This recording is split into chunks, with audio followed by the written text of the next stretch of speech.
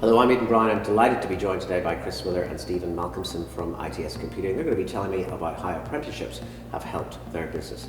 So Chris, as a manager, tell us about your role in the organisation and how apprenticeships have helped you do that job. I am a technical team lead and have been with ITS for around 20 years now. But I'm also responsible for the apprenticeship scheme within the company, which involves me working with Belfast Met to identify, interview and then onboard apprentices within our organisation. So Chris, you've been with the company 20 years, you've seen a lot of changes. Tell us, how does the apprenticeship scheme help your business grow? So previously we had run an apprenticeship scheme, and we have guys with us now for 11 or 12 years. They're in senior development roles, they're in team lead roles, product owner roles.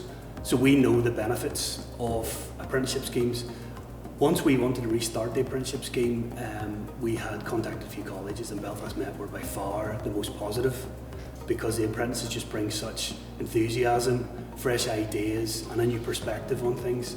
Some of the guys are straight from school, some of the guys are career changers. And there's a real pathway there. Yes. With you 10, 11 years and a real opportunity for career development. I mean, there's so much room for growth within the organisation. Well, that leads us nicely on, Stephen, to you, and maybe you tell us about what you were doing before you joined the apprenticeship scheme, please. So for me, I have a predominantly retail background. So it was, which that's why when I left school, I fell into it and then pushed my way up the ladder there in the managerial aspects of things. Great. But as I got older, changed job to, it was more of hardware based in the IT industry, but it never sort of fulfilled me in the sense of I always like tinkering with things behind the screens. It's quite a challenge to change career and move that. So could you tell us a little bit about the support you get, Stephen, from ITS but also in Belfast Met, please? From both organisations, the support has been incredible. Like if I start with ITS Computing, like the likes of Chris, he has always been on hand to basically answer any queries, any questions, any fears. So like obviously being probably an older student, changing role completely, you have that fear of going in, being like, I'm going to be surrounded by people who are a lot younger. Yes. But that was put to bed as soon as I went into the organisation, with the different teams that I've went into.